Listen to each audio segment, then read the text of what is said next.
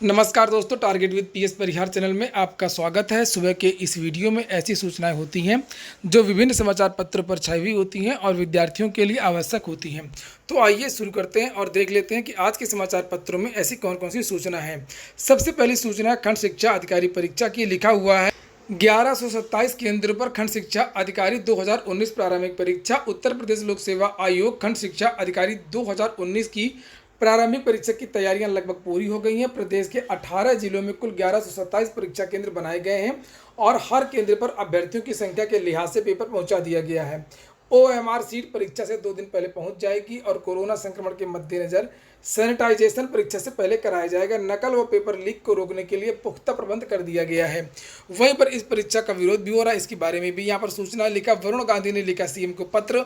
भाजपा सांसद वरुण गांधी ने कोरोना संक्रमण काल में प्रतियोगी परीक्षाओं को स्थगित करने के लिए मुख्यमंत्री योगी आदित्यनाथ जी को पत्र लिखा है और वरुण ने प्रतापगढ़ के शांडिल्य इंजीनियर दुर्गेश के पत्र का हवाला दिया है। कहा कि प्रतियोगियों को मांग है कि कोरोना संक्रमण काल में खंड शिक्षा अधिकारी 2019 की प्रारंभिक परीक्षा सहित हर प्रतियोगी परीक्षा को स्थगित कर दिया जाए। नीचे भी लिखा है कि सीएम से परीक्षा टालने की गुहार। कोरोना संक्रमण के बढ़ते प्रकोप से बीईओ 2019 प्रारंभिक परीक्षा के अभ्यर्थी भयभीत हैं। नीचे लिखा है कि अभ्यर्थियों का तर्क है कि लखनऊ, आगरा, कानपुर, गोरखपुर व प्रयागराज बुरी तरह कोरोना के चपेट में है और ऐसे में इन जिलों में अन्य जिलों के हजारों लोगों को एक साथ बुलाने से स्थिति बिगड़ जाएगी। उत्तर प्रदेश लोक सेवा आयोग द्वारा वही परीक्षा केंद्र निर्धारित किए गए जो पूर्व में समान परिस्थितियों में निर्धारित थे। ऐसी दशा में निर्धारित केंद्र पर शारीरिक दूरी मानक का पालन भी नहीं हो पाएगा। तो विद्यार्थी लगातार अधिकारियों से और नेताओं से अपना विरोध दर्ज करा रहे हैं इस परीक्षा को लेकर के। आप लोगों ने देखा होगा बीएड की परीक्षा में ऐसी बहुत सारी सूचनाएं आई थी। बहुत सारे विद्यार्थी ऐसे ही परीक्षा देने आए थे जिनको तेज बुखार था। लिखा देखिए ये बीएड जब परीक्षा हुई थी उसकी बात यहाँ लिखी हुई है कि परीक्षा छोड़ करके भागा संदिग्ध संक्रमित, पूरा परीक्षा केंद्र दहशत में डूबा। कोरोना संक्रमण काल में बीएड प्रवेश परीक्षा में उस समय हड़कंप मच गया जब एक अभ्यर्थी के शरीर का तापमान 100 के पार दिखा। जानकारी होते ही तत्काल उसे कक्ष से बाहर परीक्षा दिलाई गई, मगर सैंपलिंग के लिए स्वास्थ्य विभाग को सूचित किए जाने की जानकारी मिलने पर अभ्यर्थी परीक्षा खत्म होते ही चला गया। टीम पहुंची मगर अभ्यर्थी दूसरी पाली में शामिल नहीं हुआ। कुल मिलाकर के वो भाग गया। वैसे आपको बता दूं कि सरकार तो मान नहीं रही है और आज हाई कोर्ट में चीफ जस्टिस के यहाँ इस केस की सुनवाई भी होनी है। और डायरी नंबर 292 में बता ही चुका हूँ, भ्रष्टाचार मुक्ति मोर्चा कौशल किशोर ने ये याचिका डाली है। मेंशन कराया जाएगा, अर्जेंसी अपील की दुहाई दी जाएगी और अगर इस केस पर सुनवाई होती है तो हो सकता है कि कुछ राहत मिले, अन्यथा आप लोग अपनी तैयारी करते रहें।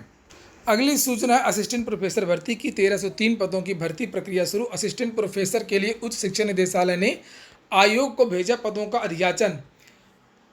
लिखा प्रदेश के अशासकीय महाविद्यालयों में असिस्टेंट प्रोफेसर भर्ती के इंतजार कर रहे अभ्यर्थियों के लिए राहत वाली खबर है। तकरीबन 15 विषयों में असिस्टेंट प्रोफेसर के 1303 पदों के लिए भर्ती प्रक्रिया शुरू कर दी गई है। उच्च शिक्षा निदेशालय ने मंगलवार को पहले चरण के तहत पदों का अधियाचन उत्तर प्रदेश उच्चतर शिक्षा सेवा आयोग को भेज दिया।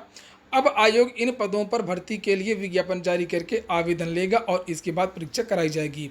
अशासकीय महाविद्यालयों में असिस्टेंट प्रोफेसर के पद पर पिछले 4 साल से कोई नई भर्ती नहीं हुई है। 2 साल पहले निदेशालय ने 534 पदों का अधियाचन आयोग को भेजा था, लेकिन आयोग की ओर से विज्ञापन जारी किए जाने से पहले ही निदेशालय ने अधियाचन वापस ले लिया था। तो अब जो है ये भर्ती बहुत जल्द आपको देखने को मिल जाएगी। यहाँ उच्च शिक्षा निदेशक डॉक्टर वंदना वर्मा का एक बयान भी छपा है। लिखा अशासकीय महाविद्यालयों में असिस्टेंट प्रोफेसर भर्ती के लिए 1303 पदों का अधियाचन यूपीएचईएससी को भेज दिया गया है। बाकी पदों को यूपीएचईएससी को भेज दिया गया है। बाकी पदों को क्रॉस चेक किए जाने की प्रक्रिया निदेशालय में चल रही है। प्रक्रिया पूरी होने के बाद अन्य पदों का अधियाचन भी आयोग को भेज दिया जाएगा। डॉक्टर वंदना शर्मा, निदेशक उच्च शिक्षा। अगली सूचना है राज्य विश्वविद्यालय में खुला शिक्षक भर्ती का लिफाफा। कल 8 विषयों के 19 पदों का जो परिणाम है ये आ गया है और यहाँ पर ये लिस्ट भी जारी हुई है।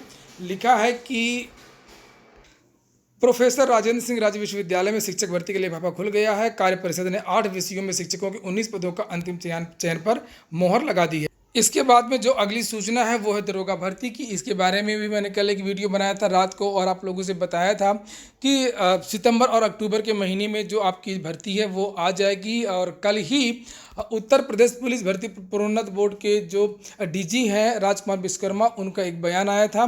बयान नहीं आया था, पूरा साक्षात्कार था यूपी तक न्यूज़ चैनल में। और पदों की संख्या भी बढ़ गई है। 6000 से बढ़कर के 9430 पदों पर यह भर्ती होने जा रही है और दिसंबर में इसकी जो परीक्षा है वो प्रस्तावित है। और बहुत सारे विद्यार्थी इसके बारे में पूछ रहे थे कि सर इसमें क्या एज में रिलैक्सेशन मिलेगी, क्योंकि काफ़ी दिन बाद ये भर्ती होने जा रही है। तो ये जो भर्ती आ रही है, जानकारी ये मिली है कि ये भर्ती दरोगा भर्ती 2019 के नाम से आ रही है। तो 2019 से एज की जो गणना है वो की जाएगी, जिसमें से 9000 केवल दरोगा, पीएससी और प्लाटून कमांडर इत्यादि के पद होंगे और इसके बाद में मिनिस्ट्रियल पदों में एक अलग से भर्ती इसी के साथ में होनी है। अगली सूचना एलटी ग्रेड शिक्षक भर्ती की। लिखा है एलटी ग्रेड भर्ती मामले में इसी माह दाखिल होगी चार्जशीट। एसएसपी से मिलने वाराणसी पहुंचे अभ्यर्थियों को दिया गया आश्वासन। एलटी ग्रेड शिक्षक भर्ती, यहाँ पर लिखा हुआ एलटी ग्रेड शिक्षक भर्ती में पेपर आउट मामले में एसटीएफ इसी माह चार्जशीट दाखिल कर देगी। यह आश्वासन एसटीएफ के विवेचना अधिकारी ने अभ्यर्थियों से हुई वार्ता में दिया। चार्जशीट दाखिल होने के बाद में लोक सेवा आयोग के लिए भी हिंदी और सामाजिक विज्ञान के रिजल्ट पर निर्णय लेने का रास्ता साफ हो जाएगा, क्योंकि पूर्व में अधिकारियों के साथ में हुई वार्ता के दौरान आयोग अध्यक्ष ने यही आश्वासन दिया था कि एसटीएफ की ओर से चार्जशीट दाखिल होते ही आयोग दोनों विषयों के रिजल्ट पर निर्णय लेगा। एलटी ग्रेड शिक्षक भर्ती के तहत 15 विषयों में 10,768 पदों पर भर्ती होनी थी। इनमें से 13 विषयों का रिजल्ट जारी किया जा चुका है और चयनितों की नियुक्ति प्रक्रिया चल रही है। वहीं सामाजिक और हिंदी विषय का रिजल्ट पेपर आउट मामले में फंसा हुआ है। आगे लिखा, विवेचक ने प्रतियोगियों को आश्वस्त किया कि 25 अगस्त तक वाराणसी कोर्ट में चार्जशीट दाखिल कर दी जाएगी। प्रतिनिधि मंडल में एलटी समर्थक मोर्चा के संयोजक विकी खान एवं अनिल उपाध्याय के अलावा रोहित कुमार, संजय कुमार, डॉक्टर सत्य इत्यादि ये सब विद्यार्थी गए थे। इसके बाद में है आज का प्रश्न आज का ये है कि हाल ही में 500 से ज़्यादा विकेट लेने वाले स्टुअर्ट ब्रॉड किस देश के खिलाड़ी हैं। हाल ही में 500 से ज़्यादा टेस्ट विकेट लेने वाले जो प्लेयर हैं स्टुअर्ट ब्रॉड, वो किस देश के खिलाड़ी हैं, इसका उत्तर बताइए और नीचे अपनी ईमेल आईडी बताइए।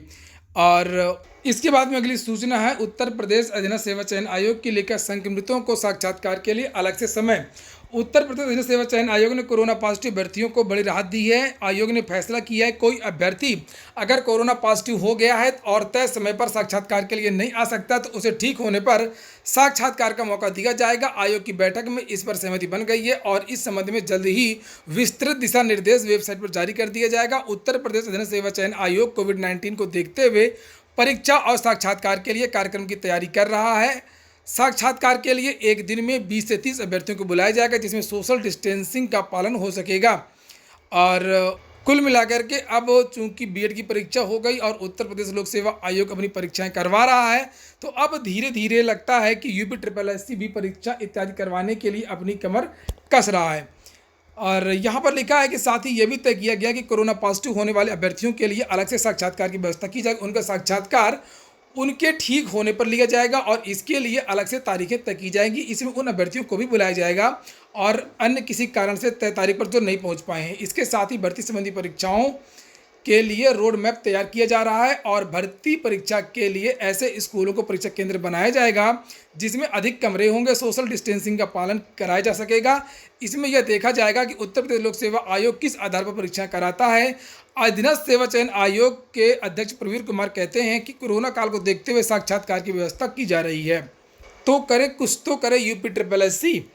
और ठीक है दोस्तों, ये हो गया आज का वीडियो अगर आपके काम का हो, आपको अच्छा लगता हो तो लाइक अवश्य कर दिया करें। पूरा वीडियो सुनने के लिए बहुत बहुत धन्यवाद।